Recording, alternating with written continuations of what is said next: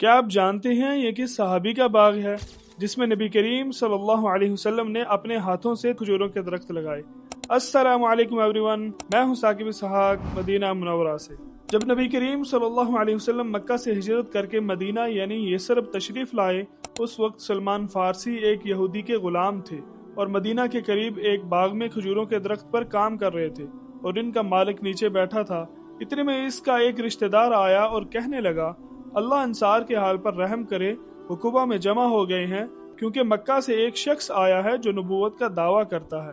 یہ سننا تھا کہ سلمان پر کپکپی طاری ہو گئی، دل بے چین ہو گیا، آنکھوں میں اشک آ گئے، لیکن سلمان کا دل تو صدیوں سے اس سچے نبی کی تلاش میں تھا۔ اسی رات کچھ کھجوریں جمع کی اور قبا پہنچ گئے۔ حضرت سلمان نے کھجوریں پیش کی اور کہا، یہ کچھ صدقہ ہے آپ اور آپ کے ساتھیوں کے لیے۔ نبی کریم صلی اللہ علیہ وسلم نے خود نہ کھایا بلکہ صحابہ کو کھانے کا حکم دیا۔ حضرت سلمان نے سوچا یہ پہلی نشانی پوری ہوئی۔ کچھ دن بعد وہ دوبارہ کچھ کھجوریں لے کر حاضر ہوئے اور کہا، یہ تحفہ ہے۔ اس بار نبی کریم صلی اللہ علیہ وآلہ وسلم نے خود بھی تناول فرمایا۔ حضرت سلمان کا دل مطمئن ہو گیا۔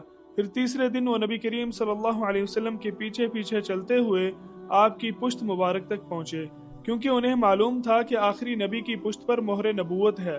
جب نبی کریم صلی اللہ علیہ وسلم نے حضرت سلمان کو اپنے پیچھے دیکھا تو اپنی چادر اٹھا دی۔ حضرت سلمان نے جب مہر نبوت کو دیکھا تو بے اختیار جھک گئے، نبی کے قدموں میں گر کر رونے لگے اور وہ کلمہ پڑھ کر اسلام میں داخل ہو گئے۔ نبی کریم صلی اللہ علیہ وسلم نے سلمان سے کہا، اپنے مالک سے بات کرو، تمہیں آزاد کرنے کے لیے کیا مطالبہ کرے گا؟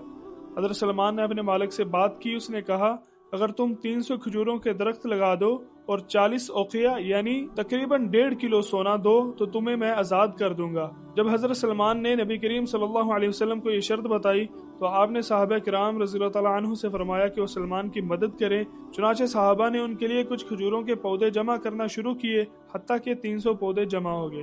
اب نبی کریم صلی اللہ علیہ وسلم نے فرمایا، اے سلمان، جب تم ان پودوں کو لگاؤ تو مجھے خبر دینا، میں خود اپنے ہاتھوں سے انہیں زمین میں لگاؤں گا۔ حضرت سلمان نے پودے لگانے کی تیاری کی۔ جب وقت آیا تو نبی کریم صلی اللہ علیہ وسلم خود تشریف لائے اور اپنے مبارک ہاتھوں سے ایک ایک پودا لگایا۔ اللہ تعالیٰ نے ان پودوں میں ایسی برکت دی کہ تمام درخت فوراً جڑ پکڑ گئے اور کچھ ہی وقت میں باور ہو گئے۔ کچھ عرصے بعد نبی کریم صلی اللہ علیہ وسلم کو کہیں سے ایک سونے کا ٹکڑا ملا۔ آپ نے وہ سلمان کو عطا فرمایا، اسے لے جا کر اپنے مالک کو دو، انشاءاللہ تمہاری آزادی مکمل ہو جائے گی۔ حضرت سلمان نے وہ سونا دے کر اپنی آزادی مکمل کی۔ یوں آزاد ہوئے، نبی کریم صلی اللہ علیہ وسلم کے قریب ترین صحابہ میں شامل ہو گئے۔ نبی کریم صلی اللہ علیہ وسلم نے انہیں اہل بیت کا لقب دیا، سلمان منا و اہل البیت۔ مزید ایسی مفید انفارمیٹیو ویڈیوز دیکھنے کے لیے اس ویڈیو